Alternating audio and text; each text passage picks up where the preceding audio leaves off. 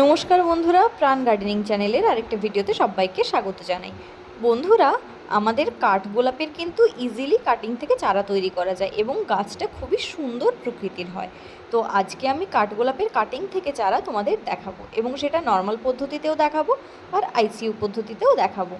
তো আমি এই ব্রাঞ্চটা যে নিয়ে নিয়েছি, মোটামুটি এটা এরকম টাইপের হাইট হলেও ছোট হাইটেও করা যায়। তো আমি আর বড় ডালটাকে ভাঙলাম না, ছোট ডালটা ভেঙে নিয়েছি। আর দেখো, আঠা কিন্তু একদম শুকিয়ে নিয়েছি।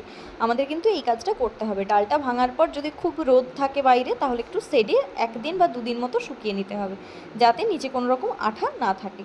তো আমি সেরকম 2 দিন রেখে আঠাটা শুকিয়ে নিয়েছি। আর যেটা ফুলের জায়গাটা বা স্টিকটা ছিল সেটা ভেঙে দিয়েছি। আর বড় বড় যত পাতা ছিল সেগুলো কিন্তু সব কেটে বাদ দিয়ে দিয়েছি।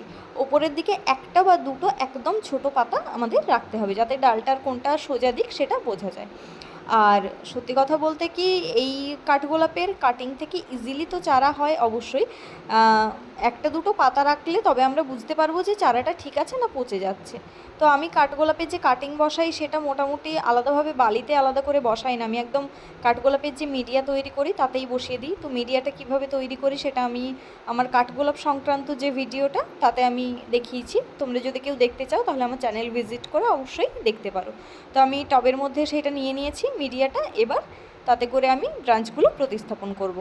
তো বন্ধুরা, কাটিং থেকে চারা তৈরির জন্য আমি প্রথমেই নিয়ে নিয়েছি রুট হরমোন। তোমরা এর বদলে অ্যালোভেরা জেল ইউজ করতে পারো, অথবা দারুচিনির গুঁড়ো এবং মধুকে মিশিয়েও ইউজ করতে পারো। সেটা আমি ডালের এই কাটা যে পোর্শনটা, যেটা অলরেডি রুট বেরোনোর কাজে আমাদের লাগবে, সেই জায়গাটায় ভালো করে লাগিয়ে দিলাম। তো এটা থাকলে কি হবে, রুটটা কিন্তু তাড়াতাড়ি আমাদের গ্রো করতে হেল্প করবে। তো আমি সেই জন্য গোটা নিচের পোর্শনটায় ভালো করে মোটামুটি রুট হরমোনটা লাগিয়ে নিলাম। সব ডালগুলোতেই আমি এভাবে লাগিয়ে নেব এবং তারপর এটাকে আমি প্রতিস্থাপন করব। তো সব ডালগুলোতেই আমার রুট হরমোন লাগানো হয়ে গেছে। এইবার এটাকে আমি প্রতিস্থাপন করব। টবের মধ্যে মিডিয়াটা নিয়ে ডালটাকে মোটামুটি একটু সোজাভাবে বসিয়ে নিয়ে এবার তারপর আমি মিডিয়া দিয়ে ভর্তি করে দেবো। এখানে অনেকে করেন কি, গোটাটা ভালো করে মিডিয়া দিয়ে ভর্তি করে তারপর একটু হোল করে কাঠগোলাপের ডালটা বসিয়ে ওপর থেকে একটু ঢুকিয়ে বসিয়ে দেন। তো সেটাও করা যায়, কিন্তু আমি সেভাবে করলাম না, কারণ কাঠগোলাপের আমি ডালের ক্ষেত্রে দেখেছি নাড়া পেলে কিন্তু গাছ হতে চায় না। তো সেই জন্য আমি এইভাবেই বসাই, এটা অনেকটা তুলনামূলক ইজি হয়।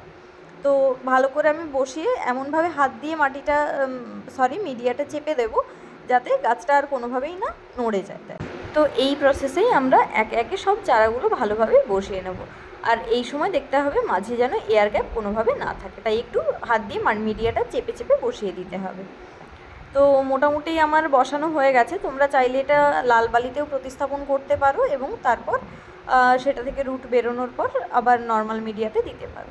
তো আমি দুটো চারা নর্মাল প্রসেসে বসালাম আর একটা চারা এখানে প্লাস্টিক দিয়ে ঢেকে দিচ্ছি, কারণ এটা আমি আইসিইউ পদ্ধতিতে করতে চাচ্ছি। আইসিইউ পদ্ধতিটা যারা জানো তারা জানো, ঠিক আছে। যারা জানো না তাদের বলছি যে একটা চারাকে কিছুটা পরিমাণ ওপর থেকে প্লাস্টিক দিয়ে ঢেকে দেওয়া হয়, যাতে বাইরে থেকে কোনো রকম কিছু প্রবেশ করতে না পারে।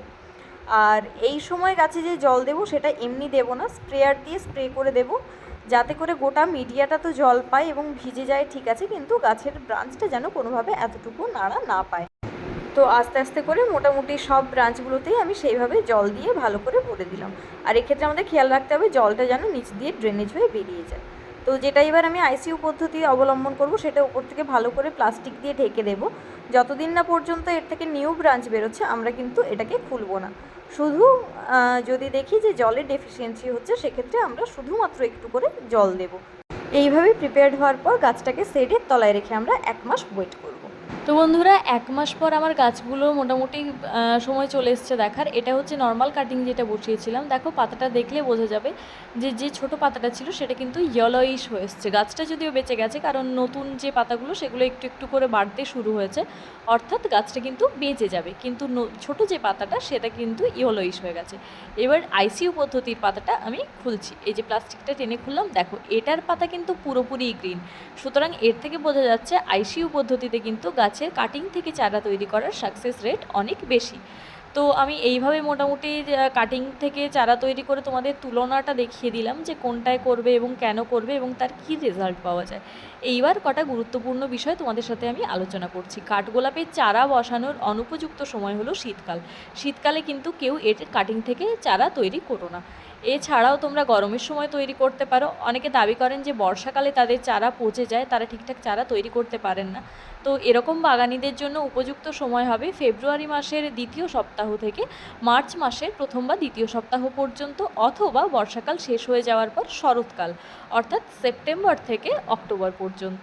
তো আপনারা এই সময়ের মধ্যে চারা তৈরি করতে পারেন। তবে অক্টোবরের সময় যারা চারাটা প্রতিস্থাপন করবেন তাদের কিন্তু খেয়াল রাখতে হবে অক্টোবরের পরেই কিন্তু নভেম্বরে শীত পড়ে যায়। তো সেক্ষেত্রে গাছের বৃদ্ধি কিন্তু অতটা ভালো নাও হতে পারে। তো এই বিষয়টা মেনটেন করলেই হবে। আর আমি যদিও বা আমার কাঠগোলাপের মিডিয়াতেই ডিরেক্ট প্রতিস্থাপন করেছি গাছটা, কেউ যদি চান তাহলে কিন্তু তারা প্রথমে লাল বালিতে বসিয়ে রুটটা ভালো করে স্প্রেড করিয়ে নিয়ে তারপর সেটা থেকে ট্রান্সফার করে, অর্থাৎ অন্যান্য গাছের চারা যেভাবে করা যায় ট্রান্সফার করে নর্মাল মিডিয়াতে দিতে পারেন। তবে সেক্ষেত্রে খেয়াল রাখতে হবে যে কোনোভাবেই গাছের যে ব্রাঞ্চটা আমরা কাটিং বসিয়েছি সেটা পচে যেন না যায় এবং শুকিয়ে না যায়, সেদিকে খেয়াল রাখতে হবে এবং জলটা কিন্তু সেই অনুযায়ী দিতে হবে। তো এই প্রসেসে এই ছোট্ট ডালটা আমি বসিয়েছিলাম চারা তৈরি করার জন্য, এবং তারপর ওটা বাড়তে বাড়তে কুঁড়ি আসে এবং ধীরে ধীরে গাছটা যথারীতি আমাকে ফ্লাওয়ারিশ করতে স্টার্ট করে। এই 4 ইঞ্চি টবেই আমি ওই জন্যই এটা বালিতে কোনো দিন প্রতিস্থাপন করিনি, নর্মাল মিডিয়াতেই প্রতিস্থাপন করেছিলাম। এবং বর্তমানে তোমরা দেখতেই পাচ্ছ যে গাছটা যথারীতি মানে একদম ঝাঁকড়া হয়ে সুন্দরভাবে গ্রোথ করতে স্টার্ট করেছে এবং বাগানকে আলাদাভাবেই সাজিয়ে রেখেছে। তো বন্ধুরা, তোমরাও এভাবে কাঠগোলাপ থেকে কাটিং থেকে চারা তৈরি করো, দেখবে তোমাদের বাগানও খুব সুন্দরভাবে ভরে আছে।